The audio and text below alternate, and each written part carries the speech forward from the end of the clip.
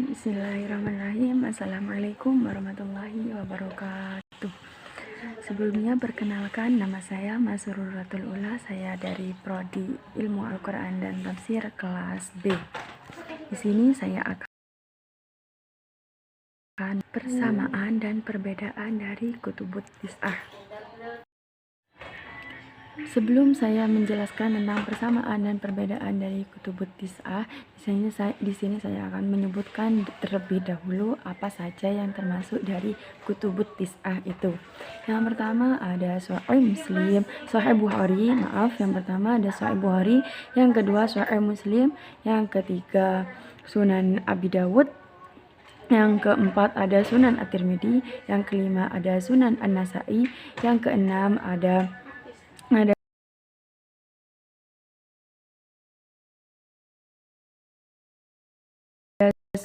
yang keenam ada Sunan Ibnu Majah, yang ketujuh ada Sunan Ad-Darimi, yang kedelapan ada Muwatta Imam Malik, dan yang terakhir yaitu Musnad Ahmad. Di sini saya akan menjelaskan terlebih dahulu tentang persamaan dari 9 kitab.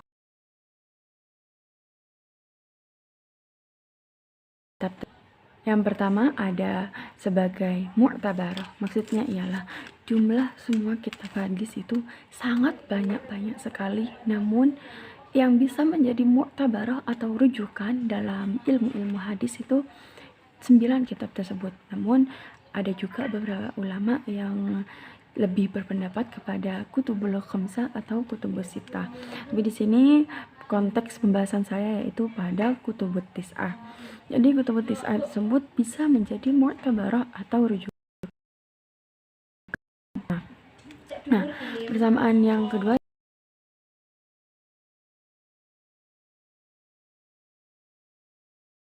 itu sama-sama ditakhrij dari pakar-pakar ulama hadis. Nah, yang ketiga itu memuat hadis-hadis Nabi, sahabat atau maupun tabi'in, ya, dan sekaligus dalam konteks penulisan hadis di kutubut tis'ah itu menyebut sanadnya, jadi tidak langsung pada matanya, jadi masih didahului oleh sanad-sanadnya. Nah, yang terakhir itu berhubungan dengan sanadnya itu paling sedikit terdapat 3-5 sanad dan yang menyambung kepada Rasulullah Shallallahu Alaihi Wasallam.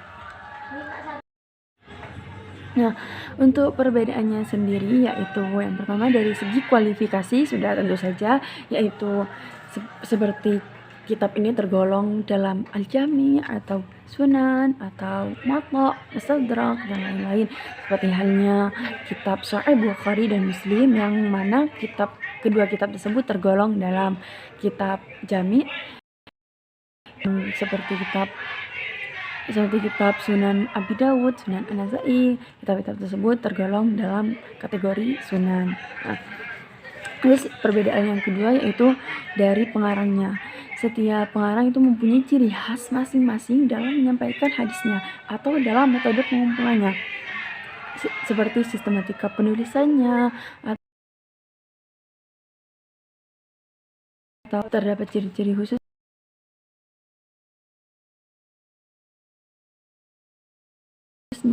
yang mana beliau menulis hadis dengan melalui perawi yang sama-sama, yang maksudnya itu yang sanadnya itu sekiranya beliau itu masih berada dalam satu masa yang sama dan beliau orang yang dimintai hadis tersebut atau gurunya istilahnya, dan juga penilaian ulama terhadap pengarang-pengarangnya. Nah, itu tersebut merupakan perbedaan dan persamaan dari kutubut tis'ah. Nah, setelah kita bahas tentang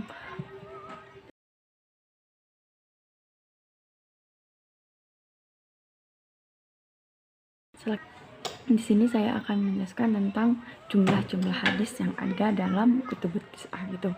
Yang pertama ada Sahih Bukhari, yang jumlah hadisnya itu ada sekitar 7.275 dihitung dengan pengulangannya, karena di Sahih Bukhari itu terdapat beberapa hadis yang diulang.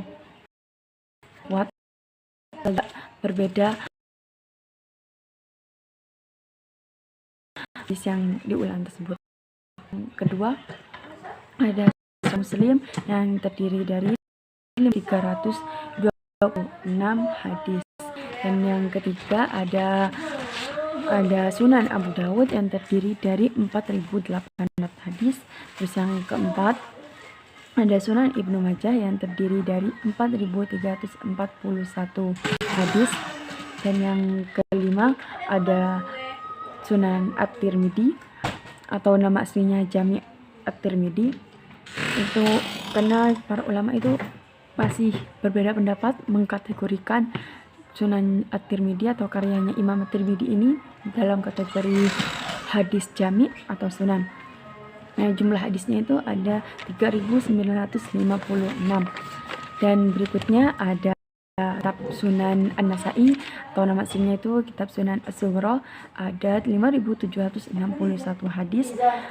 Dan juga Sunan Ad-Darimi yaitu terdapat 3.367 hadis.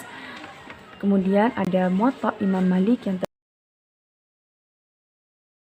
terdiri dari 3 hadis.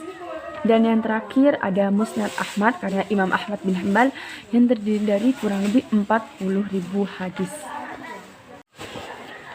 Mungkin itu saja yang bisa saya sampaikan, kurang lebihnya saya mohon maaf yang sebesar-besarnya. Wassalamualaikum warahmatullahi wabarakatuh.